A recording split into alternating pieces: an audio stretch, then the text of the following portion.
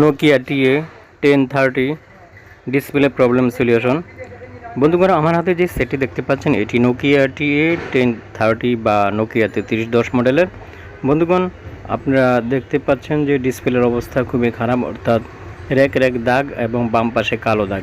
বন্ধুগণ, আমরা হয়তো অনেকে মনে করতে পারি যে ডিসপ্লে খারাপ। বন্ধুগণ, আমরা এখন চেক করে দেখব যে আসলে কি ডিসপ্লে খারাপ না আসলে মাদারবোর্ড খারাপ, অর্থাৎ মাদারবোর্ডের যে জাম্পার আছে জাম্পারগুলি কি মিসিং আছে না ডিসপ্লেই খারাপ। তো এই জন্য আমাদেরকে সেটটি ডিসেম্বলি করতে হবে। ডিসেম্বলি করতে হলে আমাদেরকে অ্যাট ফার্স্ট যে কাজটি করতে হবে সেটি হলো স্ক্রুগুলি খুলে নিতে হবে। আমি স্ক্রুগুলো খুলে নিয়েছি। বন্ধুগণ, আবার চালু করে আপনাদেরকে দেখাবো যে ডিসপ্লের অবস্থা কি। সেটি চালু হোক। এই যে দেখেন, এই মুহূর্তে নোকিয়া লেখা আসার কথা, কিন্তু এসেছে রেক রেক দাগ। ঠিক আছে, বাম পাশে কালো দাগ।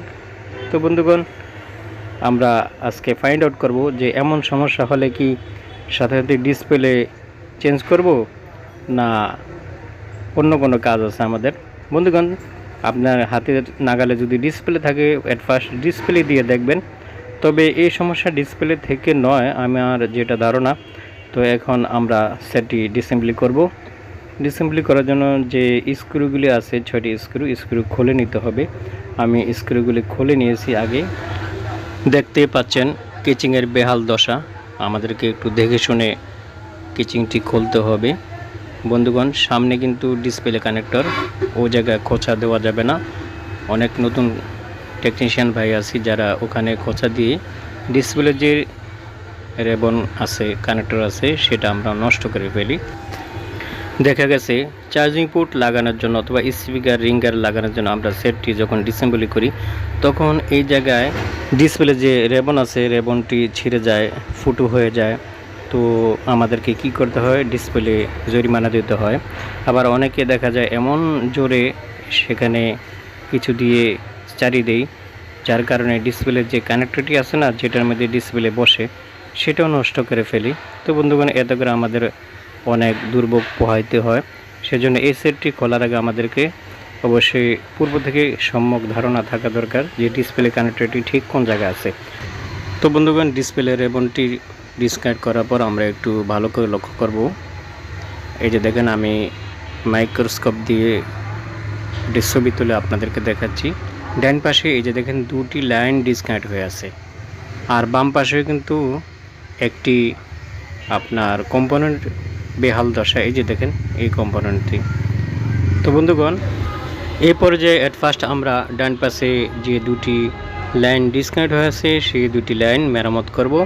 সেজন্য আমাদেরকে অ্যাট ফার্স্ট কী করতে হবে সেটি হলো এই লাইন দুটি স্ক্র্যাচ করে বের করতে হবে। ঠিক আছে, আমি স্ক্র্যাচ করে বের করে নিলাম। তারপরে আমাদেরকে যে কাজ করতে হবে সেটি হলো একটু ভালো করে পরিষ্কার করে নিতে হবে। আমি পরিষ্কার করে নিলাম। তারপর আমাদেরকে একটু জাম্পারের কাজ করার জন্য মিনি সোল্ডারিং আয়রন দিয়ে সোল্ডার করে নিতে হবে। আমি সোল্ডার করে নিলাম। দেখেন, মিনি সোল্ডারিং আয়রন দিয়ে কিন্তু সোল্ডার করতে হবে। তো বন্ধুগণ, তারপরে আমাদেরকে এভাবে জাম্পার করে নিতে হবে। আমি জাম্পার টেনে নিলাম। জাম্পার টেনে নেওয়ার পর অবশ্যই এই জাম্পারগুলি ঢেকে দিতে হবে। বন্ধুগণ, এই সমস্ত সরু সরু চিকন জাম্পারগুলি অবশ্যই আমাদেরকে ইউভি মাস্ক দিয়ে ঢেকে দিতে হবে। যদি আপনি বেন্ডি স্টেপ দিয়ে ঢেকে দেন তাহলে কিন্তু কয়েকদিন পরে কিন্তু উঠে যাবে, আবার আগের মতো সমস্যা হবে, আপনার কাছে আবার ফিরে আসবে। তাহলে আমরা যারা মোবাইল টেকনিশিয়ান অবশ্যই আমাদেরকে ইউভি মাস্ক এবং ইউভি লাইট আমাদের থাকতেই হবে। চিকন সরু সরু যে জাম্পারগুলি আছে সেটি ইউভি মাস্ক দিয়ে অবশ্যই এভাবে ঢেকে দিতে হবে। বন্ধুগণ, আমি ইউভি মাস্ক দিয়ে ঢেকে দেওয়ার জন্য ইউভি গ্লু একটি পুরাতন ডিসপ্লের উপর নিলাম। তারপরে এই যে দেখেন এভাবে জাম্পার উপরে দিয়ে দিলাম। জাম্পার উপরে দেওয়ার পর আমরা অবশ্যই ইউভি যে লাইট আছে না, লাইট ধরবো। 2 মিনিট ধরলেই শুকিয়ে যাবে। ঠিক আছে, আমি এখন ইউভি লাইট দিয়ে এই জায়গাটি শুকিয়ে দিব। বন্ধুগণ, আপনি যদি একজন মোবাইল টেকনিশিয়ান হয়ে থাকেন অবশ্যই আপনার কাছে ইউভি মাস্ক এবং ইউভি লাইট থাকা প্রয়োজন। যে আমার যে ইউভি লাইটটি দেখতে পাচ্ছি না এটার দাম হলো 1100 টাকা। তবে 600 650 টাকা লাইট পাওয়া যায়, কিন্তু সেগুলো তেমন একটা ভালো না। 4-5 মিনিট এভাবে ধরে রাখতে হয়, যা আপনার জন্য কোনো সময় বিরক্তকর ব্যাপার হতে পারে, ঠিক আছে। তবে এটার দাম যেমন কামও তেমন। এটা টাইমার ইউজ করা আছে, আপনি ইচ্ছা করলে 1 মিনিট 2 মিনিট 3 মিনিট দিয়ে রাখতে পারেন। দেখেন এখানে দুটি বাটন ইউজ করা আছে, ডান পাশের ডি পাওয়ার বাটন আর বাম পাশের ডি টাইমার, ঠিক আছে। আমি টাইমার দিয়েছিলাম, 6টি লাইট উপরে ছিল, দেখেন 6টির 4টি অফ হয়ে গিয়েছে।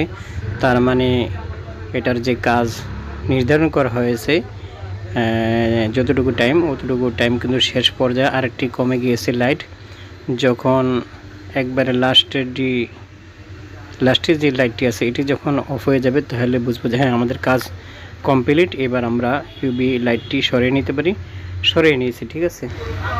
এবার আমরা জুম করে দেখতে পাচ্ছি যে আমাদের জাম্পারগুলি শুকিয়ে গিয়েছে। তো যদিও ইউবি যেগুলো আছে চারিদিকে ছড়িয়ে গিয়েছে, এতে কিছু হবে না। এ পর্যায়ে আমরা যে কাজটি করতে পারি সেটি হলো আমাদের ডিসপ্লে লাগিয়ে দেখতে পারি যে সমস্যার সমাধান হলো কিনা।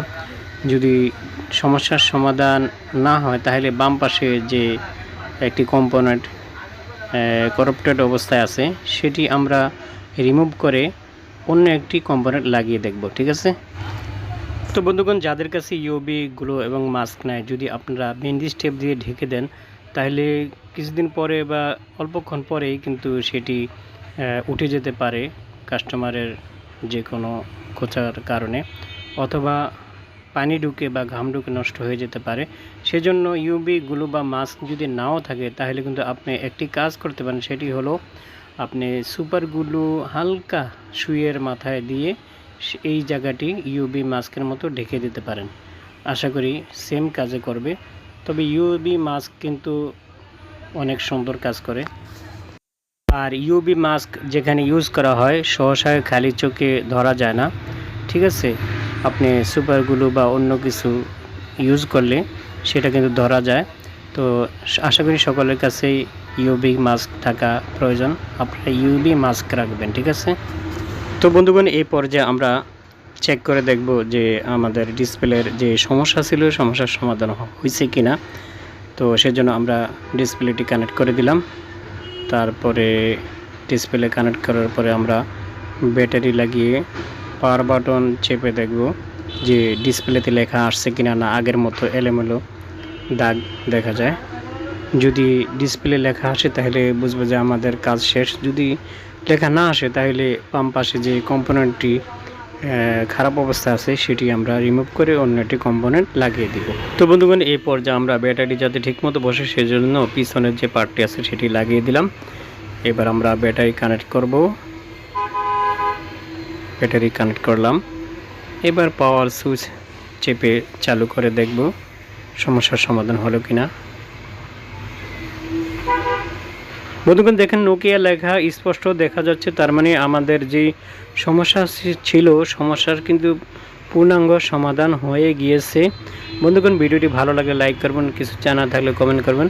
আর বন্ধু, আপনি যদি আমার চ্যানেলের নতুন দর্শক হয়ে থাকেন অবশ্যই সাবস্ক্রাইব করে অল বাটন সিলেক্ট করে রাখবেন পরবর্তী ভিডিওগুলি পাওয়ার জন্য। আজকের মতো এখানে, আল্লাহ হাফেজ। ধন্যবাদ সকলকে। আসসালামু আলাইকুম রহমতুল্লাহি ওয়া বারাকাতুহু।